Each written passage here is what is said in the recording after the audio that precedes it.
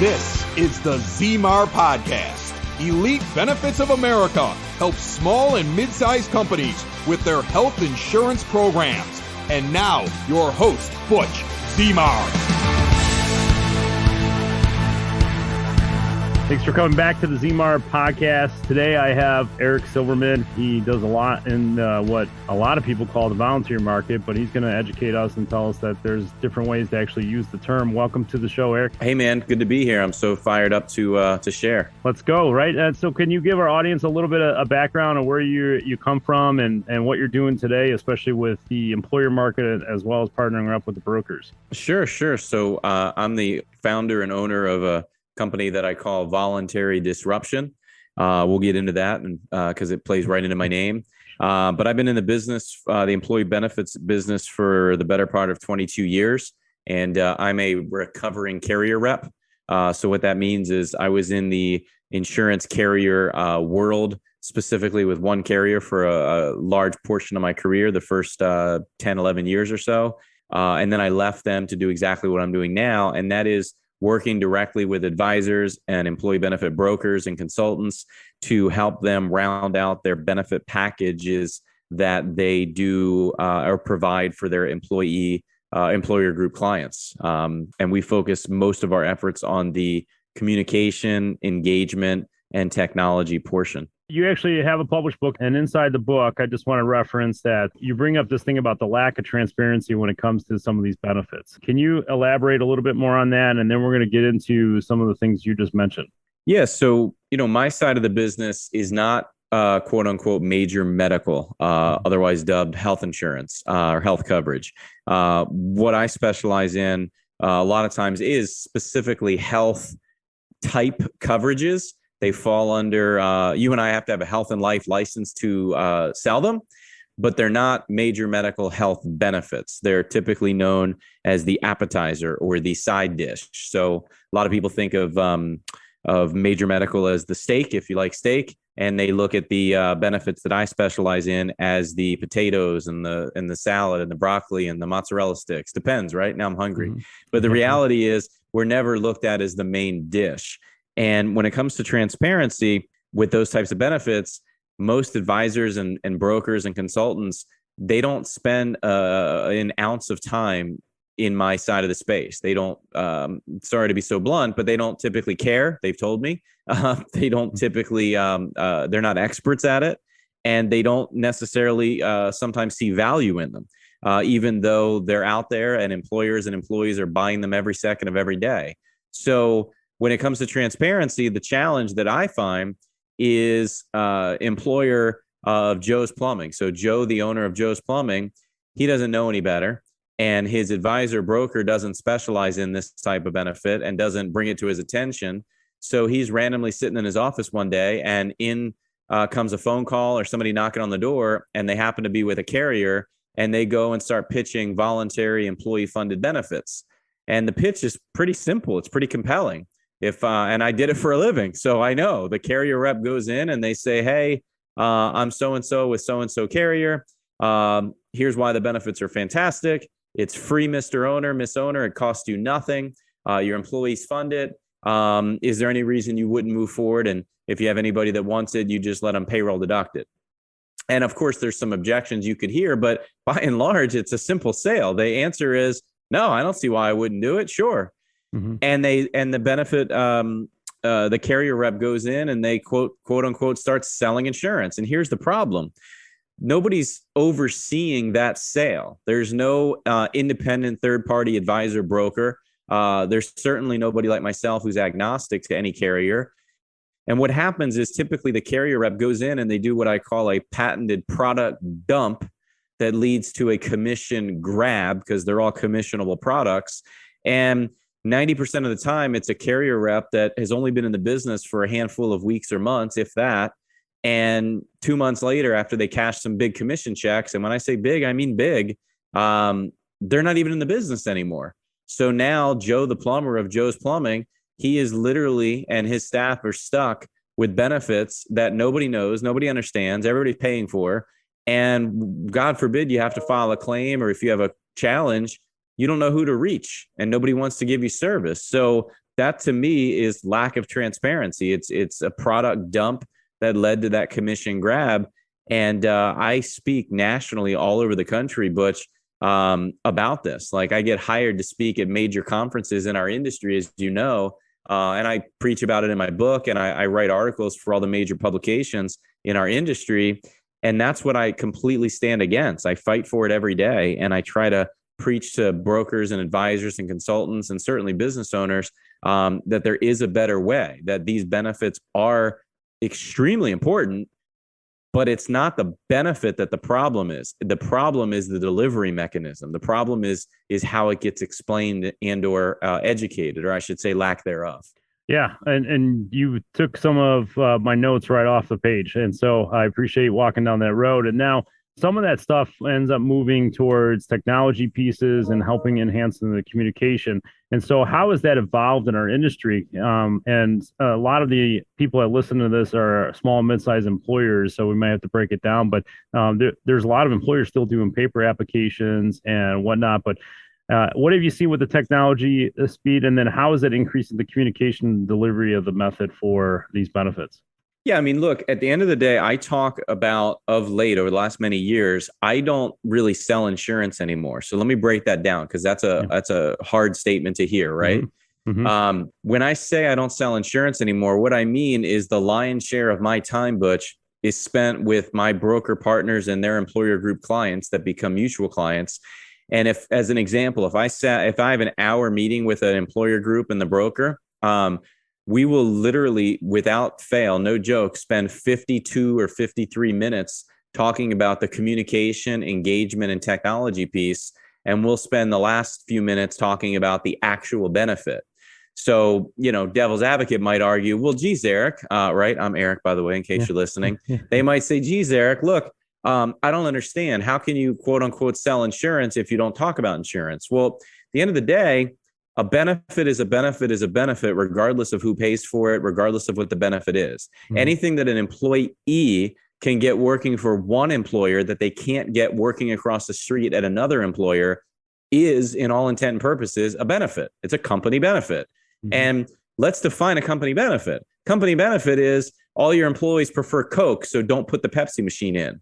A company benefit is all your employees like sweet and salty snacks, so don't put bananas and apples on the in the break room. Now, I know that sounds crazy, but a benefit is a benefit is a benefit. It doesn't always have to be about the actual insurance or the carrier. Mm-hmm. And what I always explain is that when it comes to communication, that's the journey. And too often, colleagues or dare I even say competitors in my side of the industry, they spend the entire meeting selling insurance and talking about benefits and talking about accident plans and cancer plans and disability and life and pet insurance and prepaid legal. That stuff, granted, it's important. Don't get me wrong. Some of it may be arguably more important than others, but that's the destination, Butch. Mm-hmm. The destination is what the product is, how it's designed, who the carrier is, what the rate is. And don't get me wrong, man, that's so important. I get it. It has to pay the claim if somebody has a claim. Yeah. But how is that even relevant if the employees don't even understand what the heck they're being offered, let alone what they're signing up for? Mm-hmm. And these policies tend to be pretty darn affordable, which is why people do sign up. So the problem is they sign up with lack of education. So we spend so much time talking about the journey of communication and engagement, and we do use technology to do so. So to get back to the genesis of your question, to be specific, we're not in 1997 anymore. We're not in the year 2012 either. Technology is so superior, leaps and bounds what it's ever been. And frankly, it's getting better every day that no client of mine is ever using paper. We don't enroll anybody on paper. We don't have people sign up using paper at all. And you've probably seen this too. And anybody listening, if they're in our space, has probably seen it as well. A lot of insurance carriers don't even accept paper applications anymore. They're certainly not accepting a FedEx of paper applications for the most part. And they're definitely, and they're also not accepting PDF versions because that's still paper and it's still manual. Mm-hmm. So we use technology. It's self-serve enrollment. And we even have the ability to do an on-demand call center. But long gone are the days of sit down knee to knee, one-on-one with every employee to try to sell them insurance. Like, you don't have to force people to buy insurance. This stuff sells itself when it's communicated properly and people are educated and engaged. Hey gang, ever wonder what it's like to be a small business owner? It's confusing, weird expenses coming out of nowhere, and when you throw in health insurance, forget it. Nobody understands how that works. If you own a business, big or small, it's one of the biggest expenses you have all year long. And yet, we all wait until open enrollment at the end of the year, and then we think to ourselves, next year I'll get a jump on it. And then it's another year of paying way too much. If you're a business owner, big or small, HR representative that wants to impress the boss, give Butch Zemar of Elite Benefits of America a call. Save yourself or your boss thousands or even tens of thousands of dollars a year. Reach out to Butch right now, 708-535-3006, or shoot him an email, butch@elitebenefits.net. And be sure to check out the Zemar podcast. Don't wait till the last minute. Put Butch Zemar to work for you now. To kind of give some of these employers that are listening to this podcast some idea, in your book, you have mentioned that there's 4 types of brokers out there. And I've been probably a piece of every single one of those. And then from referring it out or trying to bring somebody in-house and manage the benefits internally to, well, what I want to focus on is somebody like you that is not attached to a carrier, brings value to the table, not only for the broker, but the employer, and then doesn't, in some ways, don't care about what product it is. It's about the solution that's being provided. And so can you give us a little background on how you even transform from going from even one to the other, and what these brokers are trying to do and what employers should be looking out for? Well, it's interesting. So yeah, we are completely agnostic to carrier, solution provider if they're not an insurance product. For instance, prepaid legal or identity theft or what are known as non-insurance products. They're just solutions that are out in the marketplace that are candidly quite popular amongst employees. So that's great. But when it comes to the benefits and the carriers and the solution providers, it really doesn't matter. And the reality is, I look at it this way, Butch. If you're if you're a health advisor, broker, consultant, and you are out there, and it happens every day, you're out there telling the marketplace and telling prospects that you too are a full service broker. You're completely agnostic. You too don't care about what carrier it is. You're only there to look out for their best interest, right? And landing on thick here.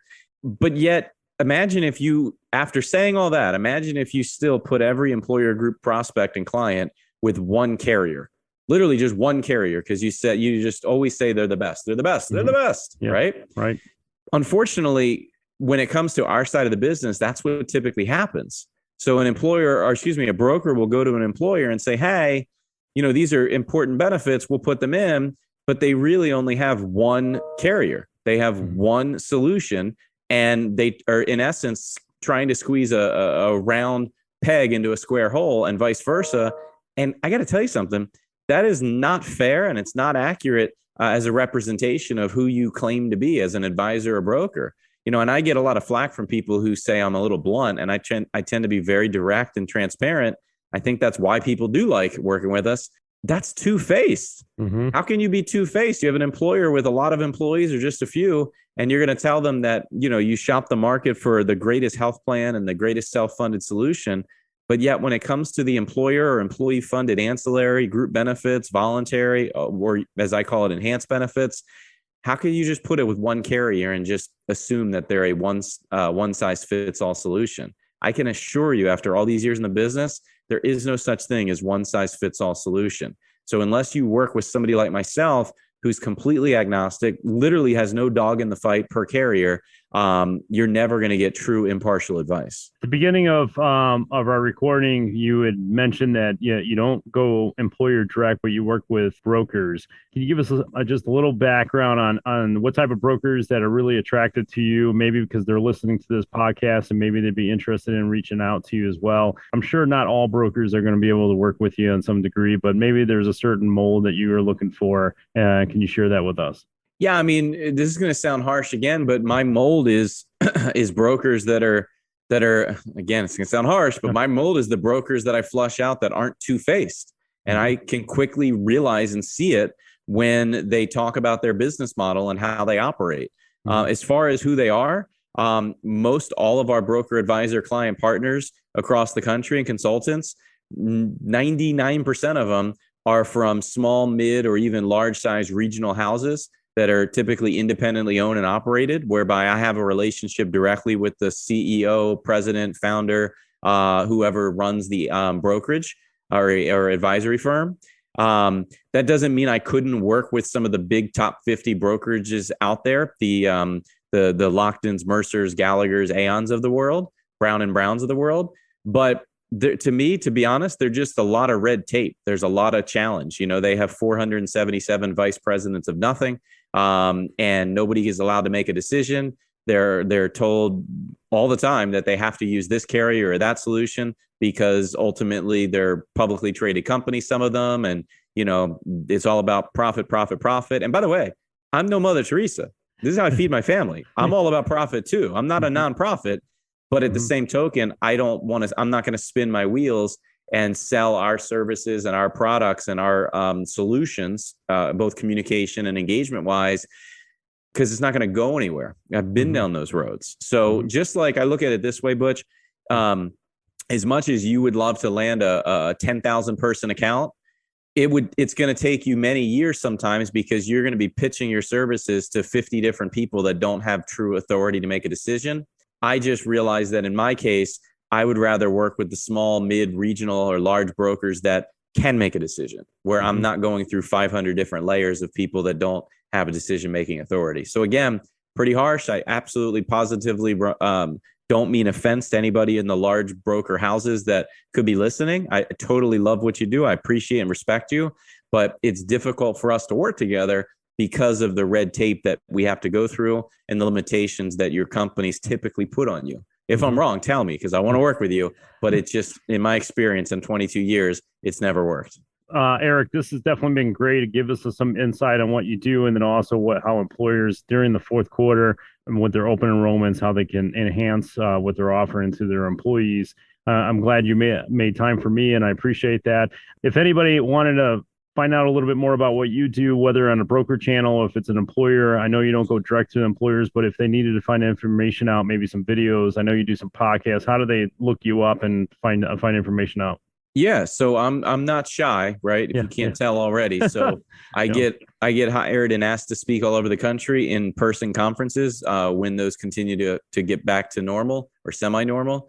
But yeah, no, I too do a weekly podcast. The name is Rockstars Rockin'. And don't worry, it's not always about insurance or benefits. So it's pretty fun. It doesn't get boring every day, at least.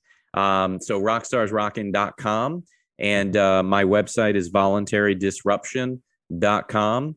And you can always find me on LinkedIn. I think that's kind of sort of how you and I met anyway. So LinkedIn, I'm pretty active. Yeah, I think we actually met at one of those events, those broker events at one point in time. But yeah, we communicated more on LinkedIn. I'll include some of those links in the podcast notes. Eric, I definitely appreciate when things slow down a little bit. We'll get you back on, maybe get some updates. Maybe we'll talk about non-insurance products, maybe some ball games or something, and make it a little more fun. You got it, man. Thanks for having me.